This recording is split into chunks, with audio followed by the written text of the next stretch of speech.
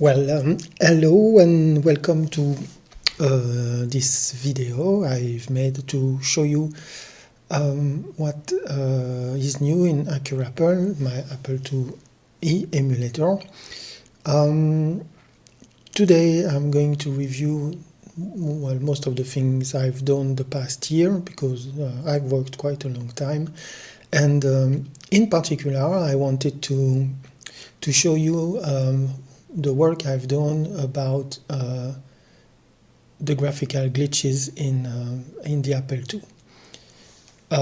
So I'll start by that, then I will review a bit of the new functionalities that I have added past months, and then I'll go back to the Apple switches to give you a bit more details about how I did it. So graphical glitches, as you can see here, are little things that the Apple II displays when it changes graphics, or it changes its graphics mode in the middle of a line. So here on this example, it's a demo from French Touch. You can see the bars passing in front or behind the small television. And if you look carefully at the junction between the bar and the television, you'll see that there are little green lines on both sides of the televisions. And those green lines are here and here. Well, I don't have any mouse cursor, but anyway. These bars, of course, are not bugs in the way the demo was programmed. They are simply bugs in the way of the Apple II does is graphical mode switching. And here in particular, it is switching from low resolution, so the bars are displayed in low resolution, and the rest of the graphics is high resolution. And so when going from low resolution to high resolution, it produces that kind of little bars. So that's one type of glitch. Another type of glitch is this one. So if you look carefully at the animated part in the middle of the screen, this part is actually displayed in double high resolution, whereas the rest of the graphics are displayed in high resolution, simple high resolution. And what happens is that the part in double high resolution is shifted a little bit to the left by a few pixels, and again it is an oddity of the Apple II graphics pipeline. Another type of glitch that happens, and here I guess it's more a glitch of the NTSC system, a glitch of the Apple II system, PAL system. I will finally be able to say it once without a mistake. So what you see here on the top left of the screen is AccurApple, and of course on the right side it is a real Apple II running. And as you can see, sometimes the graphical part just turns black and white. And that is not exactly expected, but it is a consequence of the fact that in this demo the graphical mode is switched from text mode to graphics mode.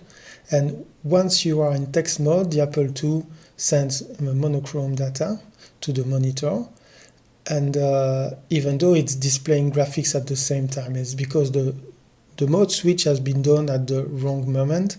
And so because of that, the Apple II starts displaying monochrome stuff. It expects to display text, but in fact it is displaying graphics, and then with black and white. Yet another display mode switch issue here. So if you look carefully at the right side of the text bars, you can see checkered patterns, or something like that looks like a bit like checkered patterns. And the funny thing is that these checkered patterns don't exist in the ROM, so they are not regular Apple II characters, and they are not the graphical display that you can see here, because the colored bars are actually low resolution graphics. So in low resolution you don't have such kind of little checkered boards appearing from nowhere. And that's another glitch which occurs because, well, the way the ROM is addressed is a bit messed up when you switch mode in the middle of a line. And here on this screen also what you see, so the top part is recorded from my Apple II, and the bottom part is the one from AccurApple. And you can see that in the graphical part, so between the text lines, well, things are not the same. And to be honest, I don't know exactly why they are not the same. In particular, the colors that are displayed by the Apple II don't correspond to the color bars that I'm actually drawing. So I should have the regular low resolution colors, and here it's something else, and I don't know exactly where it comes from. I've got ideas, of course, but to this day it's not 100% sure of what's happening. Here it's yet another kind of glitch. So again, you see my emulator, and you see a regular CRT monitor, and you can see various things. The funny part are the gray squares at the left side of the text lines, and nowhere in the screen there is gray, and nowhere in the screen there is actual squares. It just happens. And yeah, it's because of the mode switch again. If you look also at the letters at the bottom of the screen on the first column, it's difficult to see because the 80 columns mode is, well, not very clear, to say the least. But actually what you see is that there are part of letters which are between 40 and 80 columns. And yeah, and they are colored as well, where they should be black and white. So all of these glitches occur on the Apple II. You have to work a little bit to have them on the screen. 99%, more than 99% of the games and software don't have those glitches, and it happens on a very rare occasions.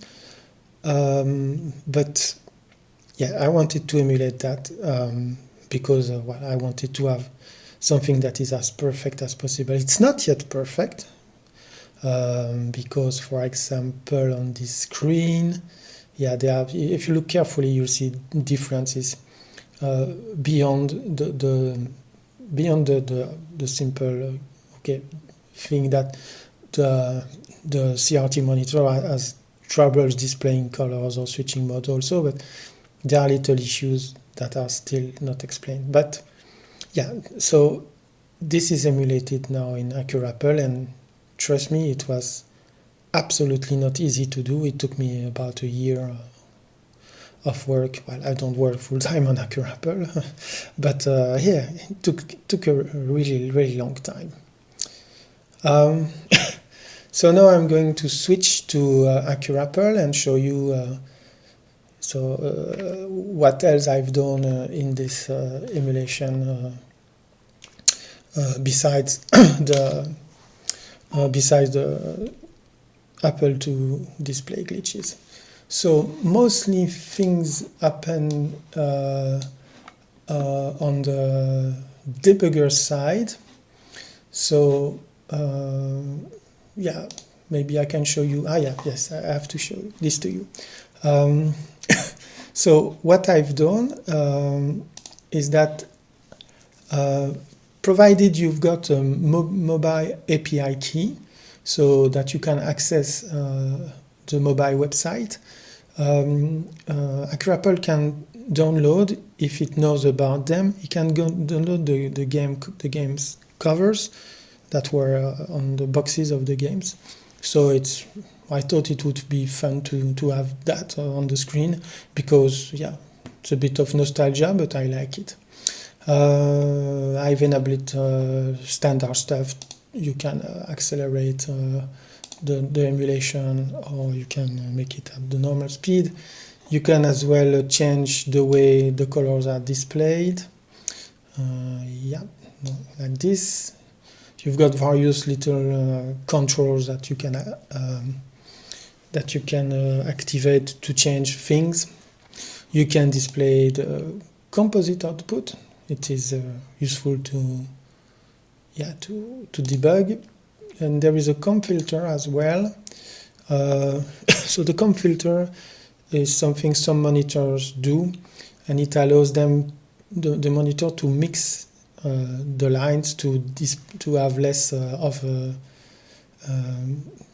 less display artifacts, whatever. It was used to improve the image, but here in this case, so Karateka, you see there are those white and blue lines alternating here on the ground of the game. And if you turn on the comp filter, everything grays out, just like a regular a monitor which has this kind of comp filter. It's not exactly emulated as a comp filter, but well, it feels like it. The debugger has improved, as I told you. So if I enter the debugger, here it is. So, well, your basic debugger, tons of information on top of the screen about whatever's going on in the Apple II. One day I will make a little, a better user interface for that, but at this moment it's enough for me to debug. You can query the memory here, and you can highlight some parts of the memory with symbols. There are plenty, and you can define your own symbols in a separate text file that you can reload whenever you want it, and it's done. Here, open. For those of you who follow me since long, you can switch. Yeah, funny, it's red, but anyway. You can switch from CPU. You can switch the CPU emulation, so you can have a 6502 or a 65C02, and there's actually for the 6502 I've got two engines, and all of those three are cycle accurate. You can take screenshots and record things, record video. Actually, I record pictures, but they are recorded at 50 frames per second, rock solid. So you can take those pictures and assemble them into a very high quality video. You can display the content of the graphics page. That's already always funny. And finally, if I'm not mistaken, in the debugger you can cycle through, progress by instruction, by cycle, put breakpoints and whatever. I even put a small calculator like in Apple Win, because it's really handy sometimes to be able to do conversions from hexadecimal to decimal and things like that. It's not exactly very powerful, but it's useful. Scripting has been improved, so you can send little commands in small scripts, and that's very useful to script the emulator and for making tests and recordings. And I think we've covered most of what AccurApple can do right now. So if you are not too tired, I'm going to go into a bit more details about how I emulated the glitches.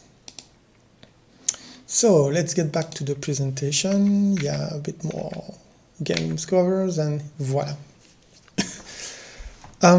So graphical glitches. As I told you, graphical glitches occur when you change the graphics mode in the middle of a horizontal line. And those glitches happen because the communication between the various chips and the soft switches and all of these things that makes the Apple II graphics engine, there are latencies here and there. which are actually built in. I'm not talking about nanoseconds latencies or things like that. It's just that you've got flip-flops all over the place, and those flip-flops, well, induce, of course, some delays, and those little delays make that the various chips of the graphic pipeline are sometimes desynchronized. And so if you want to emulate that, the only way to do it is actually to emulate each chip separately and make sure that all the timings are correct. So emulating the chips is not, well, in theory it's not very difficult. If you look at Jim Satter's book, Understanding the Apple II, there are tons of explanations on how these chips work, but nevertheless it's not that easy to do. So here it's on the screen you see the Apple II architecture for, well, the biggest part of the graphic engine. So basically there are three parts if you can read them. The block here is the IOU, so it's a chip that is responsible for preparing various flags that will be provided to the video RAM. So it makes sure the video RAM is going to pick the right bits to send to the video. So the video RAM is driven by the flags from the IOU, and it's also driven by the content of the video memory. This is the VID025 thing here. It's not the whole all the bits from the memory. They are spread all around this picture, but okay, that's part of it. Once you've got these inputs to the video RAM retrieves the corresponding bits. And as you know, the video RAM contains the drawings of each of the characters you can display on the Apple II screen, but it also contains the graphical bits of all the graphical mode. So I guess it was done to simplify the hardware. So once you've got all the bits of the ready at the video RAM, so here all these O1, O2, etc. These bits are copied into a bit shifter, the LS166, and this bit shifter here, its job is to take 8 bits from the ROM and send them one by one to the composite, well, to form the composite signal that the Apple II sends to the monitor. The toughest part to implement is not actually those chips, it's the little signals here, VID7M, 14M and LDPS. Because these little timings, they drive the way the composite signal is built. And they have to be very accurate because they behave differently depending on the graphic mode you're displaying. And they are actually built with another chip, which is called the timing hull. And well, it's a bit intimidating like this, but actually it's this. It's maybe not less intimidating, but actually if you look carefully at those equations, you will understand that only the equations here at the bottom are really important. Unfortunately, they are very hard to read because they are organized in a way that is more akin to what someone who does electronics will read, but you have to rewrite them differently if you really want to understand them. And if you get this right, so this timing equation plus all the chips of the Apple II, and if you do that according to Jim Satter's book, what you end up with is something that emulates correctly all the graphics mode of the Apple II, but it doesn't emulate the Apple glitches correctly. And the difficulty here is that there are subtle differences between what Jim Satters says and what the Apple II does exactly. And even though maybe I just emulated my own Apple II and maybe other revisions may be different, I don't know. But yeah, so if you try to reproduce the glitches with this, yeah, I wish you good luck. It's really hard. I spent literally months reading Jim Satter's book again and again and again, and yeah, every time I was thinking, oh, this time I'm close to having it running, each time I could find a new bug, a new issue. And when I was fixing something, I was breaking something else, because all of these things are linked together. So if you touch a flip-flop here, then you will have it will break something else elsewhere. So it's pretty tough to do. So I tried for months, and then somehow I was about to quit. But what occurred to me is that I could use a logic analyzer. So a logic analyzer is a piece of hardware that you can use to look at which bits are where on your motherboard or any chip.